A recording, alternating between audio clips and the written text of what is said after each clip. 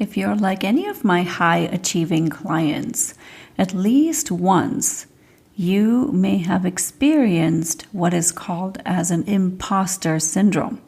And even if you haven't, you probably know someone in your life who is very talented, who's successful, who seems on the surface to do and be a lot, and yet struggle with feeling like an imposter. And if that's the case, whatever you do, listen to this episode because I am going to give you some very practical things that you can do to pretty much get over it. Because whatever you're doing in the world needs. And I'm going to elaborate on that a little bit more as we get our podcast episode started. So welcome. Hello, visionaries. Welcome to Create Your Vibrant Life podcast, where you can create the life you desire by tapping into your inner wisdom. I'm your host, Padma Ali. I'm widely known in the field of psychology to create long-lasting transformation. And now I'm here to help you create the life you desire using a combination of neuropsychology and ancient healing practices. This podcast is for you, evolved, overachieving leader who's ready to unlock your highest potential. I'm here to guide you through a process of self-discovery to be the creator of your destiny. And you can do all of that by just taking aligned actions, tapping into the power of your brain, your inner wisdom, and ancient practices. So stay tuned, folks. I am so delighted you are here. Welcome to episode 92 of the Create Your Vibrant Life podcast. This is your host, Padma Ali.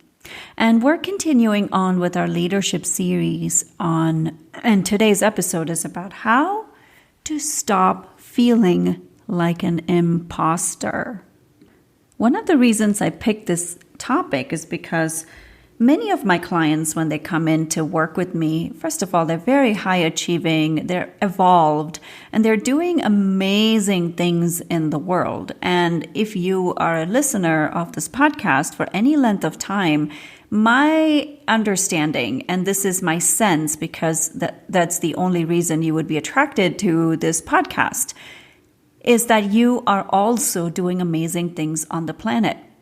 And how can I say this with conviction? It's because of vibration and frequency. My vibration and frequency will attract only something similar. And I know that for a fact. And this is physics. And you can go and check it out yourself. Look at the people around you.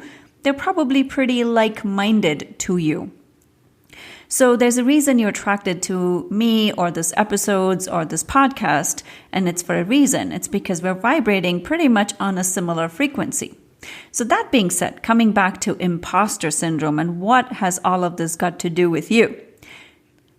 Most high achieving of my clients, and even you can relate to this in your own life, have at some point or the other felt like you are a fraud. And for lack of a better word, that's what it shows up as. And let me tell you one thing before we even start. That is your humbleness. That is your humility. Because I can see anytime someone feels like, oh my God, like I feel like a fraud, it comes from a place of I don't want to be egoistical or I don't want to get sucked up into feeling like I am a big fish, right? And we're going to break all these myths down too of how you can really honor and have reverence for what you bring into the world and yet remain humble and keep your humility, because humility is an important characteristic of someone who's successful. So many of my clients come in, high achievers, really evolved souls. They're very successful. They're doing amazing things in the world. And then they often share with me how they fear they will be found out. They will be found out I don't even know if it's grammatically correct, but what I'm saying is they fear that they are going to be discovered as a fraud. And when I hear that, it often saddens me because these are amazing people. And if you have felt this at all, I really invite you to listen to this episode and also tune into my YouTube channel, where I'm going to be elaborating on a lot of these things. So in today's episode, I'm going to talk about what is an imposter syndrome and what causes it and how do you work with it? How do you get rid of this imposter syndrome? Because it is just a man-made thing. It's a fake thing. It's not real. You know, one of my clients, very successful again, very good at what she was doing, and she felt like she had to work really hard to show that she was good at what she was doing. This is one of the ways that imposter syndrome shows up. It's like, I have to prove myself, because if I don't work hard and prove myself, someone is going to discover that I am not all that I say that I'm out to be. And higher the qualifications, higher successful you are, they're more likely that you feel that way. And trust me, this client of mine is a Harvard graduate, and she is a very successful lawyer. And this is one of the things she was struggling with, that somehow she would be discovered that she was not as good as it seemed to be on paper. And one of the ways it was manifesting for this client, and you also experience this, I really want you to put yourself in the shoes of the person I'm talking about, because you probably feel the same way at some point or the other, or you may have felt the same way. And the way it would often manifest for her is like she would not apply for jobs that were more in alignment with her. She would not ask for a raise. She would kind of work super hard, spend a lot of hours, and yet feel like it wasn't good enough. And then after a presentation, after a trial, then she would say things like, it didn't go that well. Even if there was contrary to how she was feeling, the evidence showed that it was a successful, meeting, trial, whatever. And if you have felt any of these things, I really invite you to sit with what I'm going to share with you. And especially if you're the kind of person who's like, I have to really work hard. Notice how if you're getting stressed out before a meeting, notice if you are working super hard to prepare for a meeting. We all have fallen into that trap, haven't we? So, or trying to prove yourself. These are the ways that it often shows up as an imposter syndrome. So let's talk about what might cause that. So often, what I've noticed is that it comes from not feeling good enough about yourself, or in different words, lack of self-worth. So tune into, how do you feel about yourself? How do you feel, not with all the things you're doing, but just how do you feel about yourself? How do you feel when you look at yourself in the mirror? How do you feel when you make eye contact with yourself? These are important questions, and you're like, why are you asking me these questions? Stay with it. How do you feel?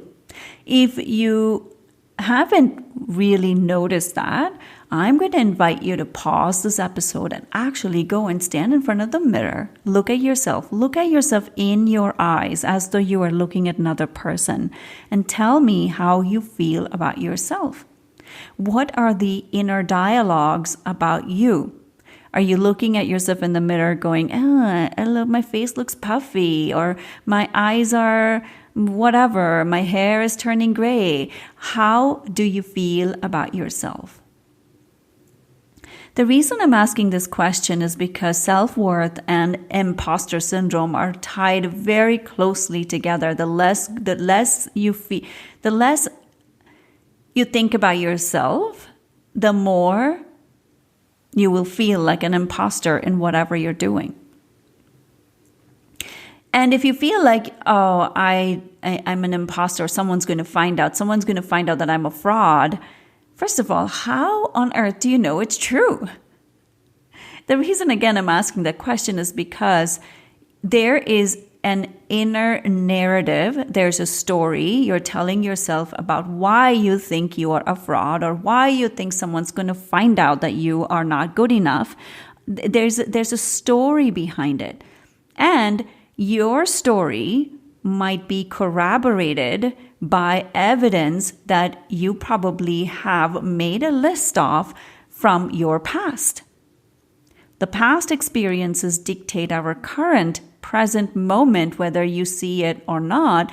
And the less you identify with the past, the more easier it's going to be to move forward. Here's the thing, right? What you are going to just look for, you are going to find. You are going to find that. You're going to find evidence for whatever theory you have in your mind. It's the same reason why when you buy a new car, you will find the same model of that car everywhere. When we got our Honda, we have a Honda Pilot. And after we got the Pilot, I would see Honda Pilots everywhere. And I'm not kidding. It's just how the brain works. So if you are going to look for evidence, you are going to find it. There's even a name for that theory. I don't remember that on the top of my head. Like I said, I don't craft any of these episodes. It's just I have an outline and then I start talking.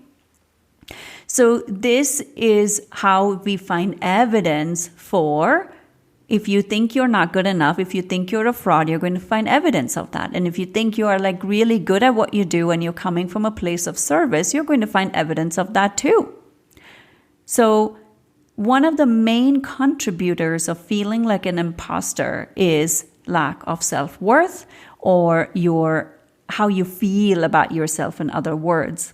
And I'm really going to invite you to challenge that and not fall trap to, oh yeah, I'm not good enough because, or I'm a fraud because of these things that have happened, or how I have put something on my resume that is not entirely true or whatever, right? You may come up with 1,000 reasons why you think that is true. And guess what? Your brain's going to corroborate that.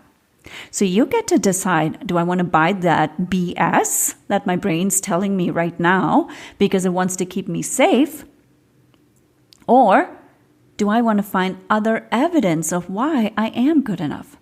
I'm spending a lot of time here because this is vital. This is vital if you can work on your self-worth, if you can work on how you feel about yourself, things are going to shift for you.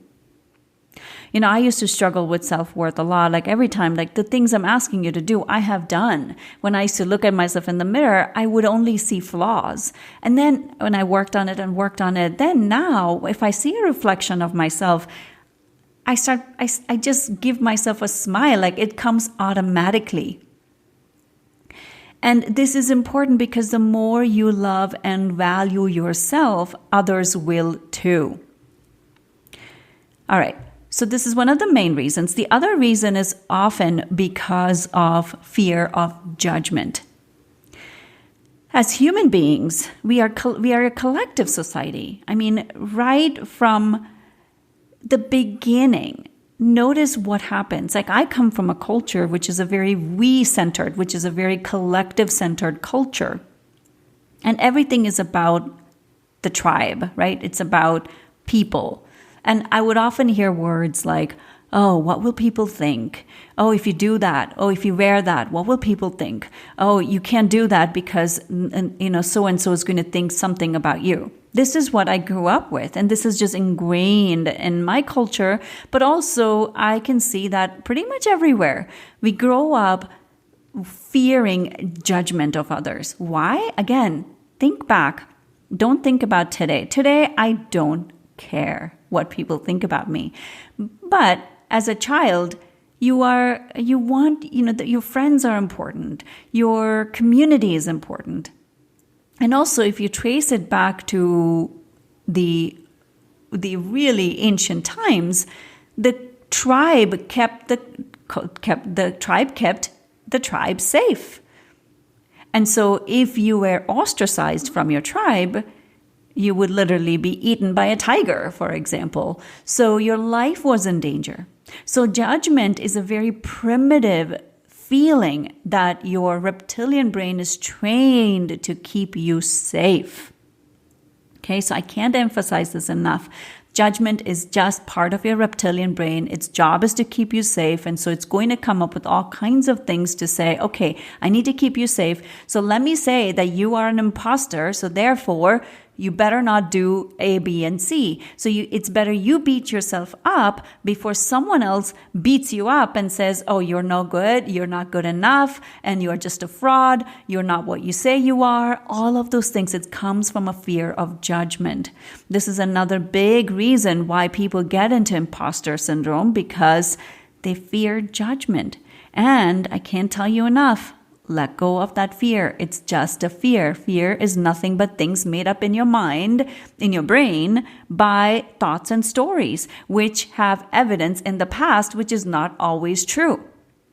Again, like I said, if you want to see the world as through green-colored glasses, you will see everything as green. If you wear blue-colored glasses, you're going to see everything as blue. It is literally your perception. There is nothing true other than some very basic facts like where the sun rises, where the sun sets, and whether, everything else is pretty much made up in your brain. So if you want to create a different life, if you no longer want to feel like an imposter, let go of that fear of judgment, because it's probably not true. And who the heck cares anyways what someone else thinks of you? One of my mentors a long time ago, when I was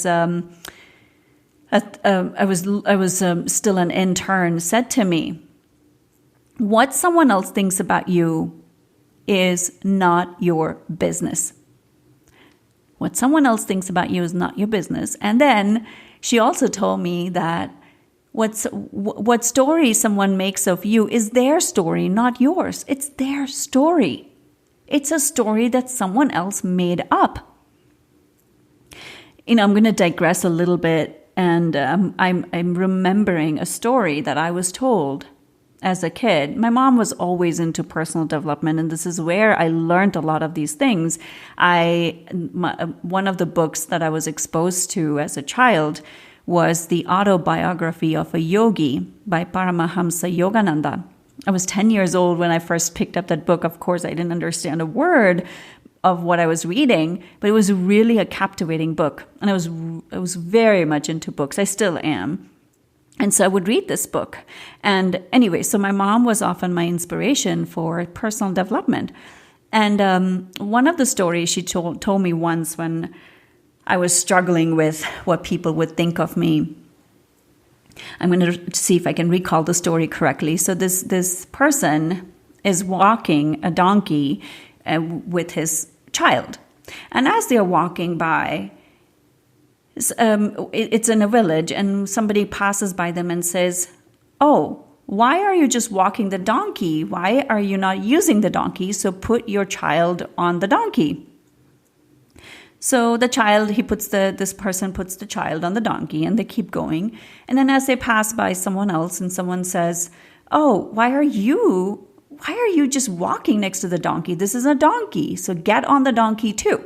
So he says, okay, and he gets on the donkey. So now the father and the son are riding on the donkey. Now as they go by, another person stops by and says, are you crazy? You are harming the donkey. This is an animal lover. And he says, you're abusing the donkey. So the father gets off the donkey and gets the son off the donkey. This is a long story to say, when you meet people, when people are around you, each person is going to have their own freaking opinion. You do not need to listen to anybody's opinion but yours. So be aware of judgment. It's just someone else's opinion, someone else's interpretation of what you're doing, and who the heck cares?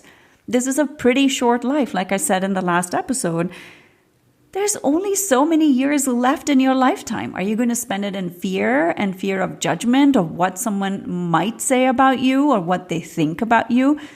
Who the heck cares? I'm not saying you need to be narcissistic and like just, think all about yourself. But if something brings you joy and you're living from a place of service and kindness and living from a place of compassion and doing the best you can, just do that. Live your life. Forget about what anyone else thinks about you. So coming back to imposter syndrome. So lack of self-worth is one. Fear of judgment is another reason why people often get into feeling like an imposter. Because if I beat myself up, this is how the brain thinks. This is the reptilian brain's job to keep you safe. It's like saying, okay, if I beat you up, if I prove that you are an imposter, then maybe other people won't, or it won't hurt if someone else says something. But that's all BS. You will still feel something. And if someone else does judge you, okay, so what? It's just feelings. It's just how you feel in the moment of embarrassment or shame or anger or sadness, whatever it is. It's just feelings, and emotions don't kill. We all know that. So let go of fear of judgment. All right, so let's talk about how to work with imposter syndrome. Say you feel like an imposter, you feel like you don't do a good enough job, or like someone's going to find out that you are a fraud, or they're going to call you out, or they're going to embarrass you, or whatever the reason might be. In my YouTube channel, I'm going to create a video specifically on how to identify if you have imposter syndrome so that you know what you're dealing with. And again, this is just a framework. It doesn't mean yes or no. And how do you, and in specific practices to deal with imposter syndrome. Okay. So a couple of very practical things that you can take away from today's episode on dealing with imposter syndrome. Simple. Number 1, work on your self-worth. Work on how you feel about yourself. And simple exercises, if you can, there's a book that I highly recommend. It's called Love Yourself Like Your Life Depends on It. I forget the author's name right now. It's Love Yourself Like Your Life Depends on It. And in that book, the gist of it is he gives you some self-love exercises to do. And one of them is very simple, like looking at yourself in the mirror and repeating, I love you, I love you, I love you. And really feeling that from the bottom of your heart on how much love you feel for yourself. So that's one of the things I recommend, and one of the easiest ways to work with imposter syndrome. The second one, you might have heard me say this over and over again, but repetition is how we learn, and I'm going to repeat it one more time. Watch your thoughts. Be a hawk when it comes to your thoughts. Your thoughts create or miscreate, depending on your thoughts. And how you talk to yourself also makes a big difference. What kind of inner narratives do you have about yourself? What kind of narratives are floating through your head at any given time? Are you beating yourself up? Are you constantly feeling like you're not doing enough? Are you constantly stressed? Are you overwhelmed? Do you feel like no matter how much you do, it never feels enough? Do you feel like you're failing in all aspects of your life, or you're not doing a good job in any aspect of your life? Of course, I'm talking in generalizations, and I'm talking in a big picture. It doesn't have to be like all or nothing, but do you feel any aspect of it? That all comes down to your self-talk, your thoughts. There's another book that I highly recommend, especially for you analytical thinkers. It's called What to Say When You Talk to Yourself by Chad Helmstetter. What to Say When You Talk to Yourself by Chad Helmstetter. So watch your thoughts. Be a hawk when it comes to your thoughts. Only let uplifting, positive thoughts come. And when you have negative thoughts, which we all do, they're like just passing clouds. Let them pass through. With my clients, I teach them specific techniques and give them specific tools to work with thoughts that no longer serve you. So watch your thoughts. That's the second step on how to work with imposter syndrome. Third, I already mentioned that. Let go of the fear of judgment. Fear of judgment is one of the showstoppers for most people. Let go of that fear. Just let it go and be you. Do you. Do what brings you joy. And, in combination with your thoughts, we literally talk ourselves into doing something, or we talk ourselves out of doing something. Like this morning, I woke up, I had set my alarm because I usually like to meditate and do some yoga and something to ground myself before I start my day. My alarm went off and I didn't sleep very well last night. And after moving to Sedona, on this complete side note, the energies here are so intense at times. If you've ever visited Sedona, you may know what I'm talking about. Like, energy is pretty intense here. It's just how the place is. It's not good or bad. It just is, and I feel deeply. My system is pretty sensitive to energies, and I feel it. And sometimes I don't sleep very well, and I didn't sleep well last night. And the alarm went off, and I was like, "Oh, do I get up? Do I not?" I know I would have time to do meditation, but did I want to do yoga? Did I not want to do yoga? Like that waffling, I am talking myself in or out of something.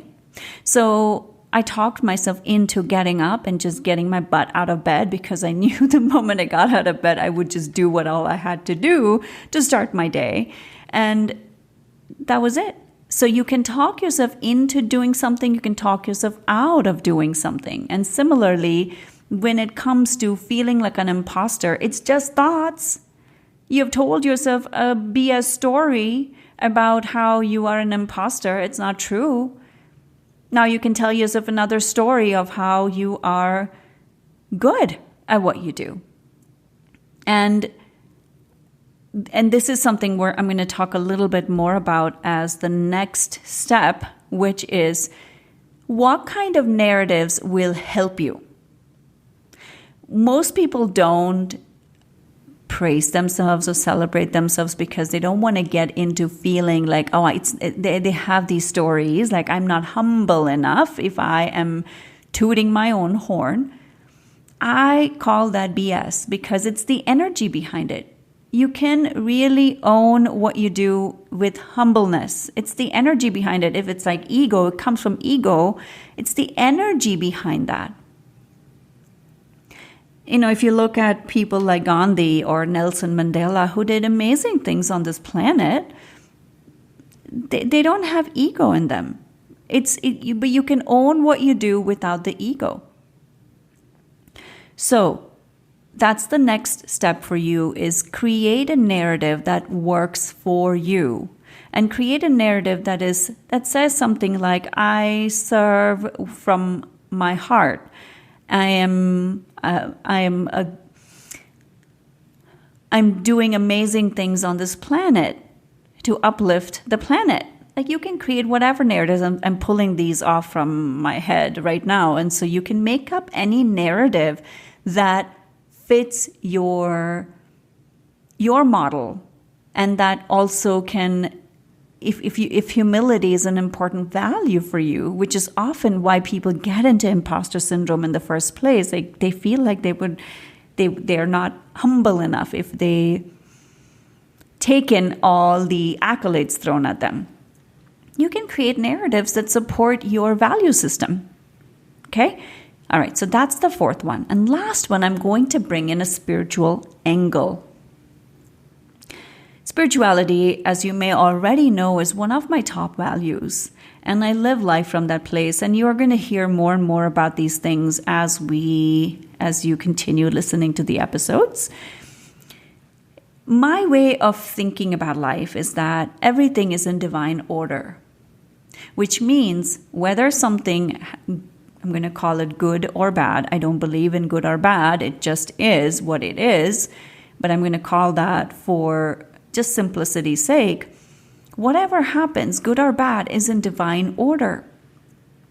So if you feel that someone is going to call you out for being an imposter, and that's one of your biggest fears, and they do call you out, and it leads to downfall, right? And that's the fear, right? Like that's what most people fear, that it's going to lead to a downfall. I'm going to crumble. I'm going to lose everything, all that stuff.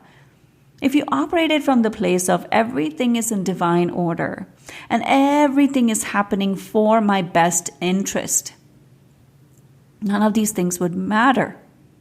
It wouldn't matter if the whole thing crumbled and you lost everything, or someone called you something. Who cares, right? Like it is all happening for you. It is all happening in divine order. And when you can truly practice that, it's very liberating, because it doesn't matter then. These small little blips in your lifetime are all for a bigger, greater cause. This has nothing to do with imposter syndrome, but when I was very, very sick, I had to go through that. I wouldn't change that. Even though I really struggled and I suffered, and most of my young adulthood was kind of spent pretty much isolated because of my illness, I will not change that for anything, because of the lessons I learned, the invaluable lessons I learned from those experiences. They're still a big part of where I am today. My life would not have opened up the way it did if I hadn't been for those experiences. So they were all part of the awakening process. So when I can operate from the place of everything is in divine order, if you didn't get a job, if you lost a big business deal, if you had to let go of something really important for you, it's all in divine order. What if you trusted that everything is happening for you? And I truly believe that there are no mistakes, only course corrections. No mistakes at all. Like anything that's happening, even if I messed up big time, right? It's not a mistake. I only need to course correct from that place.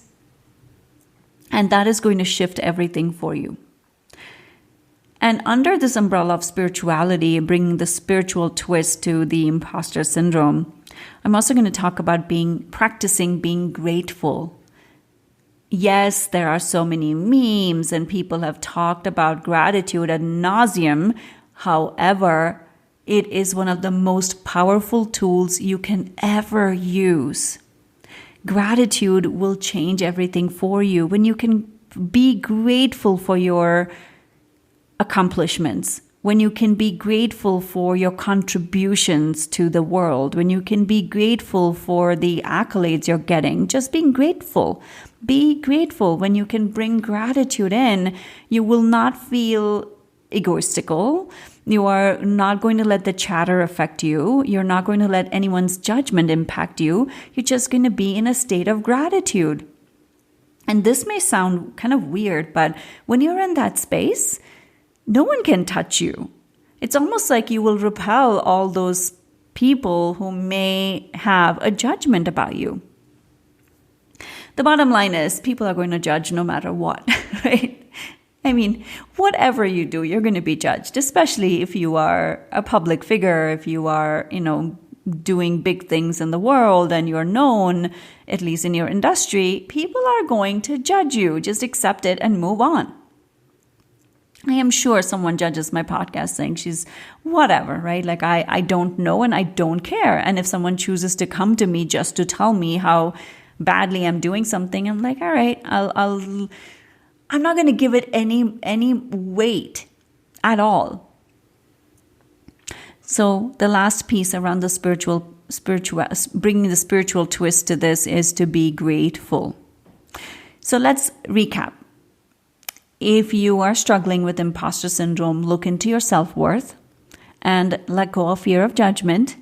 Be a hawk when it comes to your thoughts. Create narratives that will support your evolution rather than bring you down.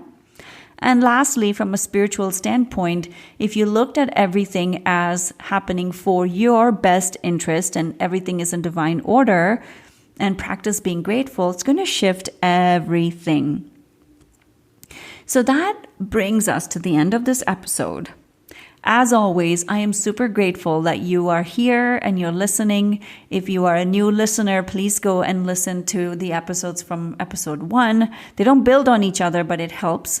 And lastly, if you found value in these episodes, please leave a review.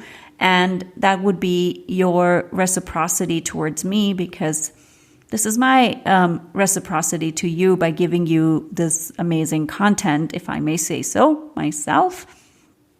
And also share this with your friends and family, because we really want to uplift the world. The world needs you. The world needs me. The world needs all of us right now. There's so much chaos happening. And so I am really going to invite you all to uplift the vibration of the planet. And I'm very grateful for you.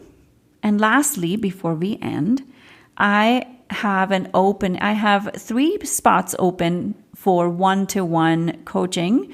And these are intensive coaching experiences that you would have. And this is only for people who are really committed to growing and evolving and are willing to commit.